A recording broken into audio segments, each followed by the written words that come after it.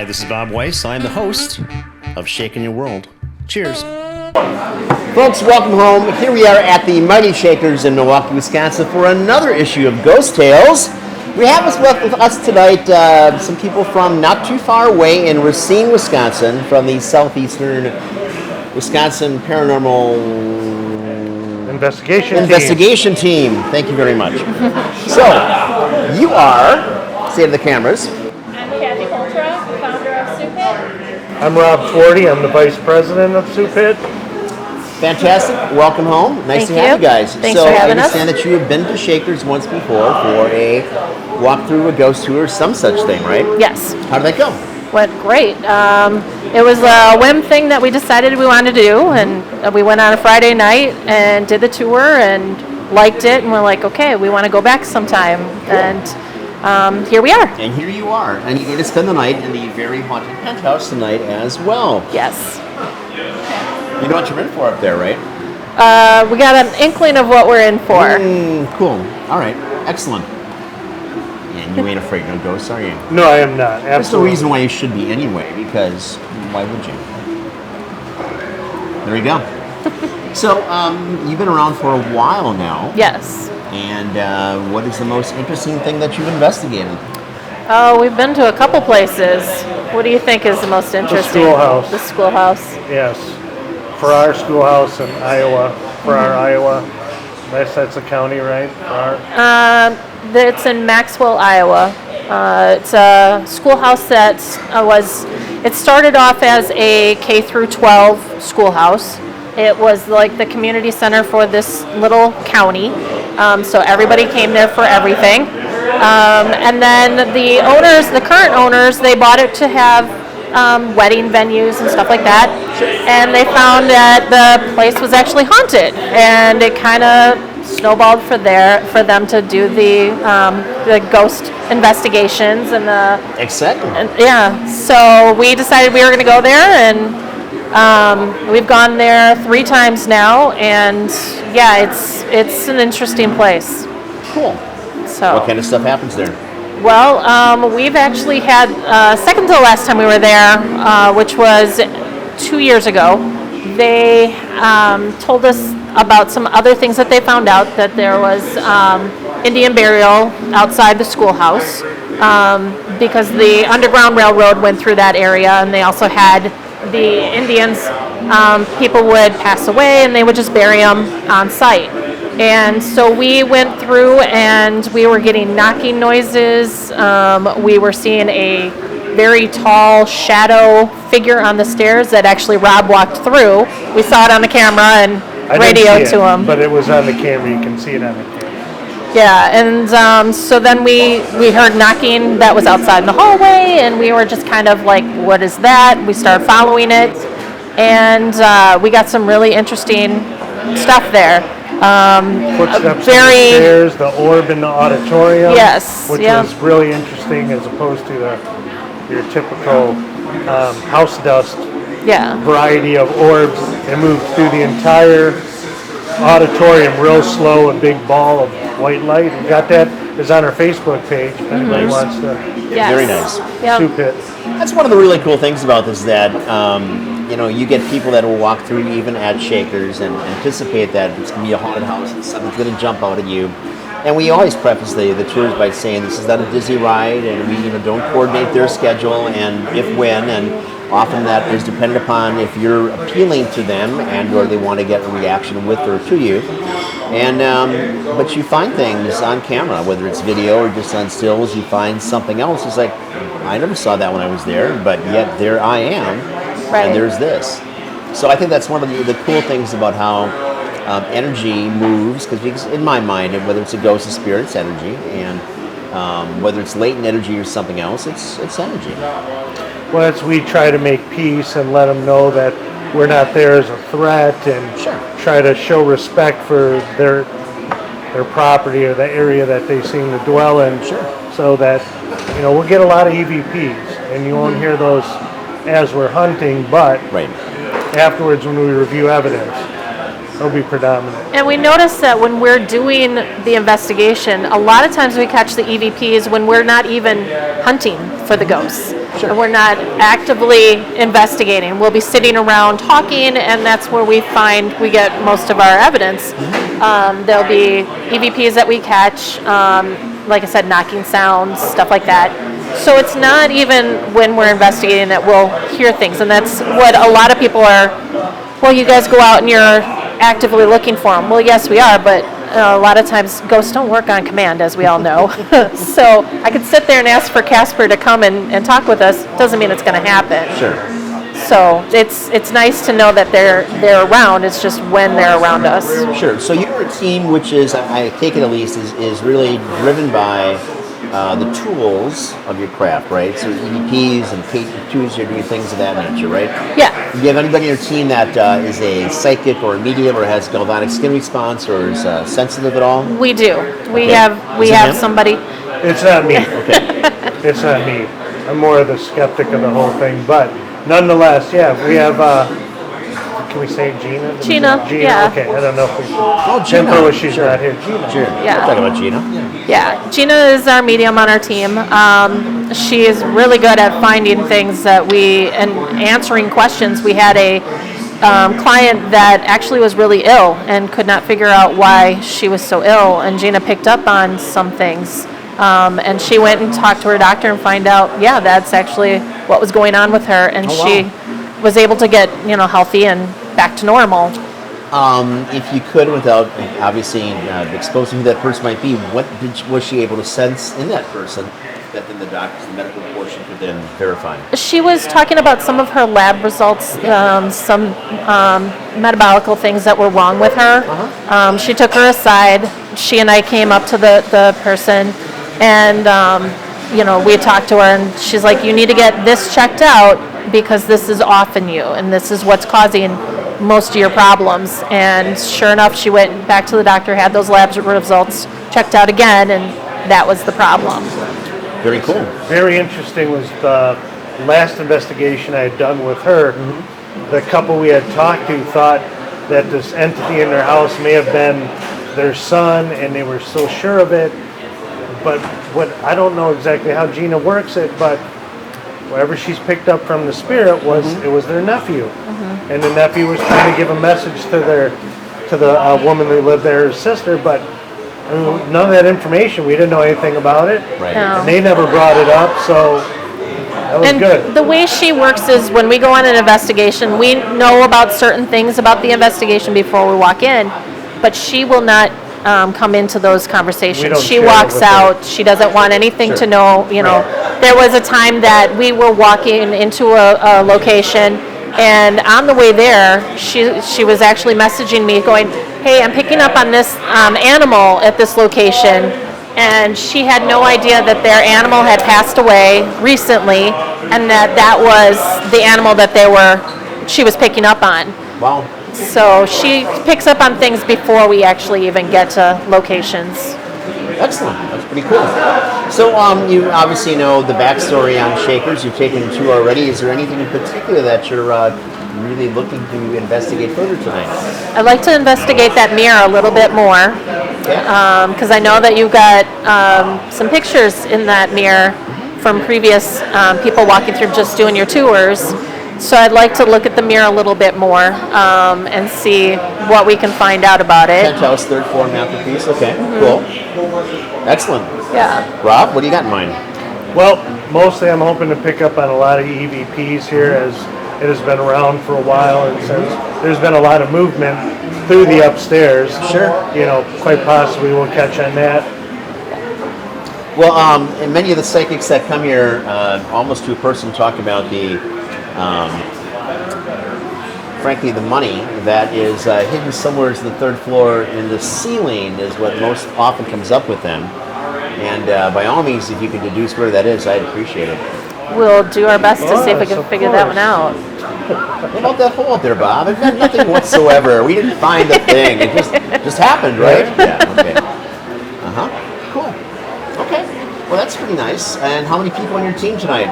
There are 6 of us today. That's going to be cozy up there. Yes. One Yeah. queen bed. Yeah. Wow. Yep. We're very close. So Yeah, it's well, okay. Racine after all, right? It's almost like Arkansas, but different. So, by the way, in Racine, there's the Racine Paranormal Investigation Group. There is. And, we've seen Ron here, over the course of years. And you guys ever work on anything together with him? We have not worked with Rob. I know of him. I know of Ron on a personal level. I've communicated with him several times, but we haven't actually worked with him. Yeah, we've done certain things, kind of like one weekend he did it and the next weekend we did it, sure, type situation, but we've never actually worked together. It's obviously not everything and everybody works for everybody anyway, but right. It is interesting to see how different teams work and how they go about investigating the same property, the same thing, and sure. And whether you do or not means really nothing to me. So just making conversation here. It's all we're doing. Right. It's very much not a competitive right thing between the paranormal groups. Usually we share information sure. and learn from each other on how to go about and execute a investigation. Yep. Yeah. A lot of times, we're friends with a lot of different groups around the country and world. And there's times where we'll ask them questions and say, hey, have you tried this or have you tried that? Or I'm having a problem with this situation. What do you think? What have you had in your past if you came across it? And we bounce ideas off of each other, which is really nice. Works, yeah. New equipment, technical issues. I got it. Cool. Any questions of me before your big night tonight here at Shakers? Well, what made you get involved with all this? Which part of all this?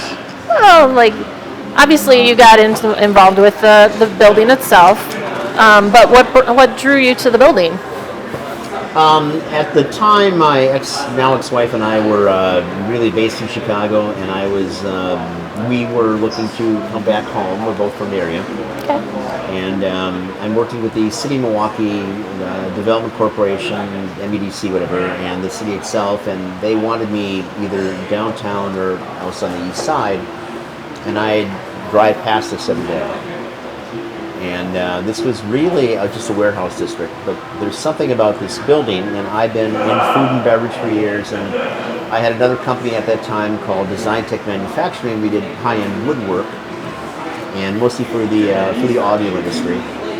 And so as I'm driving past this, I've always appreciated things that are older. I appreciate architecture, and I appreciate a sense of history for things, and this building really just jumped out on the street. And then one day it was for sale.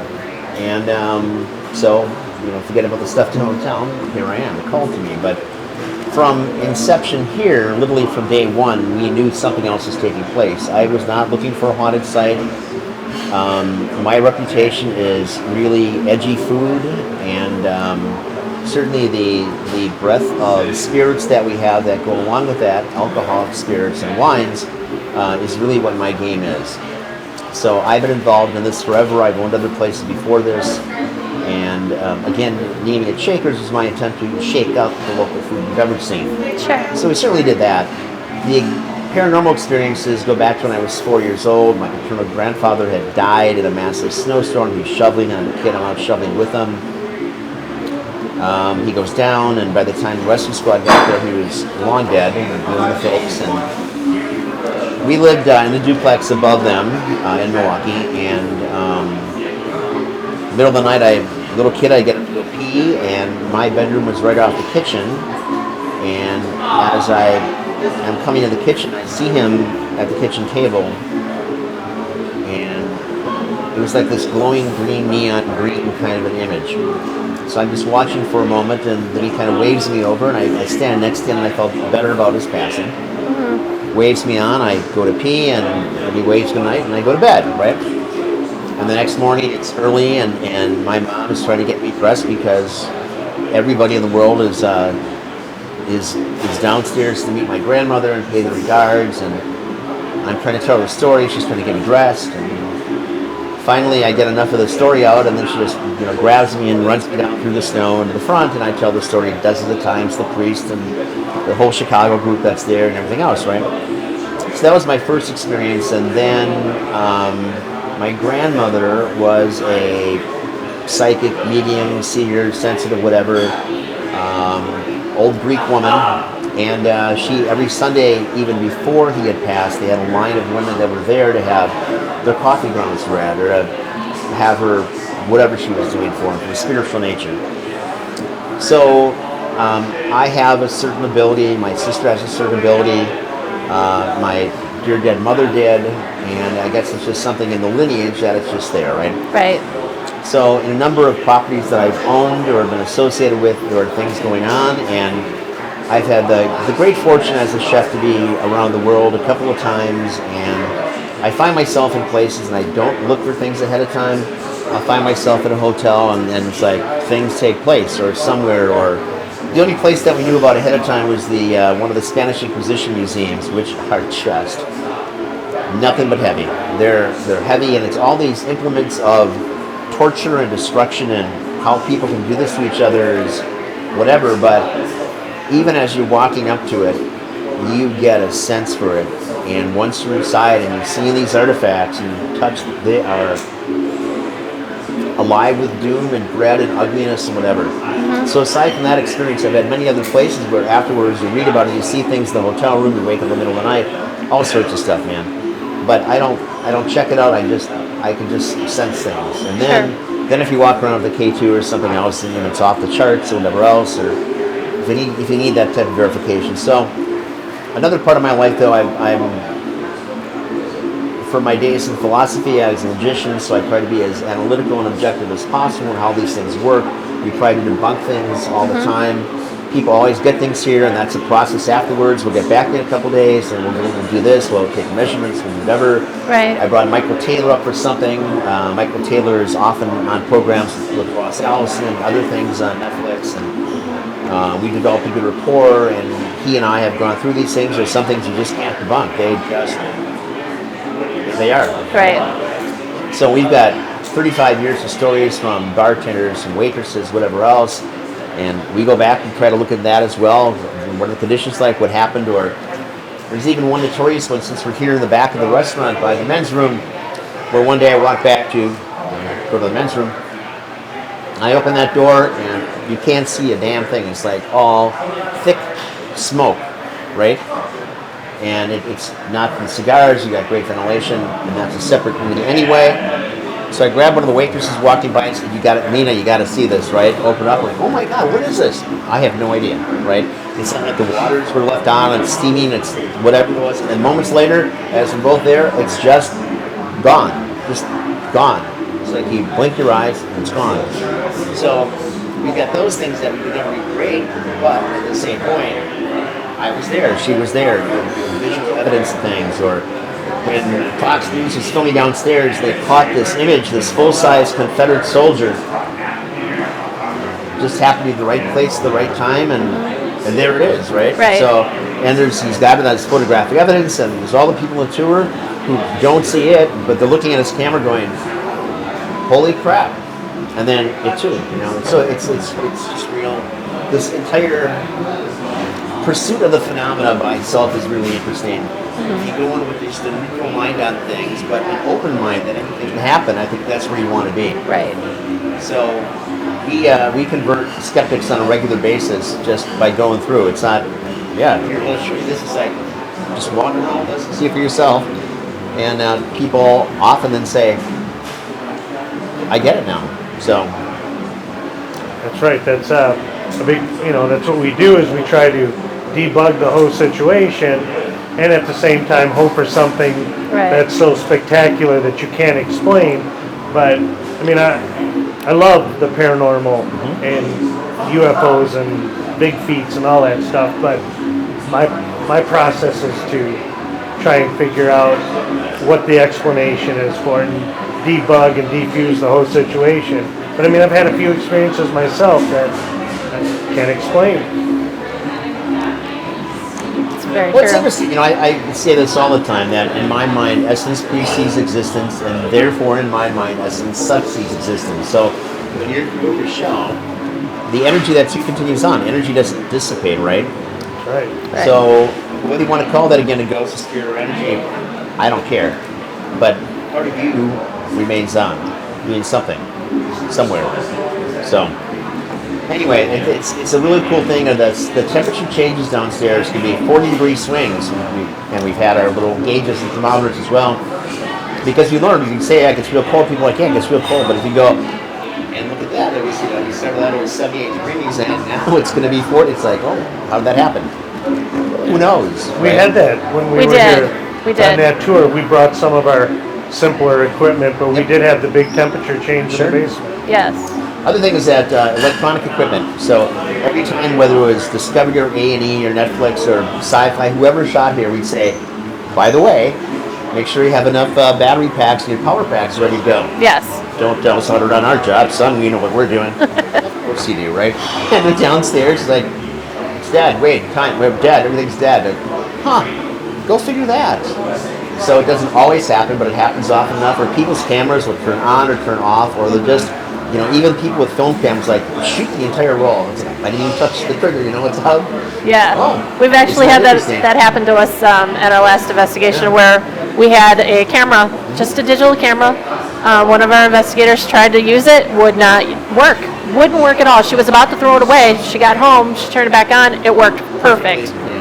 And I had the same thing with the recorder. I'm like, I thought it was dead, it wasn't going to work. I was the same thing, I was going to throw it away, got home, it worked fine. I love recorders. What I don't like are the voice, because the spirit boxes sometimes, God bless you if you got the discipline to sit there and really, and the ear for the phonetics, because did you hear that? It's almost like that goofball. Did you see that? Did you hear that? The ZD guy, which is nothing but fraud. And I feel the same way about so many of these spirit boxes because, no one said get out or, I'm going to murder you. No, that didn't happen. It was, yeah, that was it. No. Rating. No. Yes, yeah. They need So- ratings. Ratings. Well, of course they do. Of course they do. Or we had one of the big national companies is filming here, and they reshot one scene 17 times. It's reality TV. Okay. You're paying by the minute, so take as much time as you want Right. to reshoot that. I don't care. Right. But some of these things are really. And it's like any of the cooking programs. And I'm a chef, and I've had the good fortune to be on all sorts of things and do all sorts of wacky things in the country and beyond. But you got people that have just been watching Bobby Flay or whatever the case might be. It's like, I'm going to go to culinary school now. I'm going to have all these women all around me. I'm going to have this and have this. And Right. I'm not actually going to cook anything. I'm just going to stand there and look good. Not here, you're not. So move it along. Right. But the same for the paranormal people, and you all the time we get people coming through, and they're just loaded for bear. It's like whatever they're spending on this stuff. Again, the electronics industry is doing well on you. You know how to use your tool. You know what it means and what any of this is. Right. Well. Yeah. We haven't been offered any contracts or sponsorships yet, so we still have to work for, There you go. and the equipment comes right out of our pocket. We Right. don't charge anything, so we have to know how to use it. And Well, I'm going to guess after today's show, Jack Black Beard Oil is going to be calling your number and saying, "Hey, you look so good." it smells good too. Well, Yes. I'll take your word for that, okay? Well, absolutely. Those people, I don't say, I will say it, because even from a marketing standpoint, and I'm humbled every day, but our reach is way beyond the country. We get people that fly in from all over to take our tours. But it really is guerrilla marketing, and it is hands-on. It's making phone calls. It's doing that. It's not hiring an agency that's going to get your SEOs and do whatever else. That's just, Right. in my mind, running a business, if you can't find a way to do some of those things yourself, you get out of business, because Right. that's integral to what you do and your brand and how you convey it to people, and just not hiring some 20-year-old nerd somewhere who manipulate things. Right. That's bogus. No, and we always have it in ours. If we're going to go to a place, we have them sign something, and it says if we find out that they're actually, putting something on for us, then they're going to have to pay for our costs to come out to them, because it's not worth it. We don't, like you said, we don't get paid for any of it. Right. We do everything for free. Everything comes out of our pockets. So, if you're going to have us come out, then and we find out that you have something moving Manipulation? yeah, just a little That's manipulation. one of the things we've always done here is we encourage people to take pictures. We're not Right. hiding the strings, the guy wires, or whatever. You have at it. Right. So And I know there are places that do have that, but they also put it out there that, by the way, we do make this on our own. We'll have the lamp move and turn on and off or whatever it is. They put it out there so that everybody knows, okay, this is them doing it. It's not an actual spirit doing it, which is fine because they're, being upfront about it. we walked off. We just concluded a 5-city tour. We were filming in Key West, in Miami, New Orleans, Savannah, and Georgia for a new product that we're playing with Netflix on, and it's 5 cities and 13 tours. And we walked off tours in every one of those cities because they were so lame and bogus. And we'll stop here for another beer. We're going to stop here now for another. No. We're not on the drink tour. We're on Right. the paranormal investigation tour. Right. So that and things happen here, but I can't tell you any more about that. Now let's what? Oh yeah. What? Yes. Oh yeah, we've been through some of that. Yeah. So anyway, I mean, there's tiers of everything in life for everything you do. It doesn't matter if it's a plastic surgeon or something. You wouldn't know about that. Clearly, I don't. 'Cause I gotta face the radio. But anyway, there are tiers of everything, and to find the people that are most sincere about what they got and genuine about what they have, and whatever, I think is just half the battle, right? Yeah. So. I agree. But to answer your question from 25 minutes ago, the building found me as much as I found it. And and I've got some stories about things upstairs in that penthouse as well, that one of the 2 times that ran like a schoolgirl took place up there. But in part, amongst the many things we had in that whole sequence, which is all over the internet, but there is this sound that first sounds like a pile driving at 3 in the morning, and there's ain't nothing anywhere. And then it occurs to, at that time, my girlfriend and I, that it was really like a beating heart. The building has its own life. And I know I'm going to get emails on that. Send them in. But there are buildings that seem to have their own personality and their own life. I mean, they're not sentient, but they have their own thing going on. I think that's a part and parcel of the amount of energy that takes place from whatever either took place there, the number of spirits, or something else in there. Right. But I agree. I've been in places that I know, just walking past it, that it's like looking back at me. Like, I see you, and you see me. So let's just make eye contact and get the... Because we've walked into places where, like you said before, it's heavy. Yeah. It is just, there's no other way to explain it. Mm-hmm. You go in there and it just feels heavy or tingling. You can feel that energy. You gotta be open-minded to it. Yes. that energy is a good thing, because you could go to restaurants, even like, well, the joint next door, where you walk in, it's like Stepford Wives, where it's so dry, and there's nothing, there's no energy whatsoever, and even the staff is like, they're just walking, automatons walking through the paces, and like, this is a great experience, not. So I think those are wonderful things to find, those buildings that do have that going on, that energy, that spark. Sometimes that spark's a little too far in some directions, and you just don't linger there, that's all. Right. Don't be afraid of it, but don't camp out maybe. So, Yeah, we've been to places that we felt the energy one way, and then we would return and it'd be completely different. Sure. And as soon as we walked in, we're like, something's off. This is not what we felt the last time we were here. So, well, if you talk to my staff, I'm sure many of them have their own stories here. By the way, that drink tastes better if you actually drink it. it's wonderful. I've had this. Yes. Cool.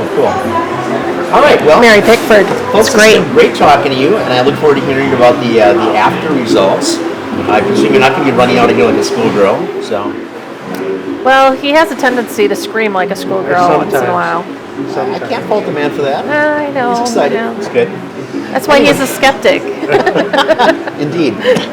Folks, honored to have you guys up tonight. Hope you have fun, and I hope you get satisfactory results. Thanks, Bob. So, cheers, and look Cheers. forward to chatting with you another time.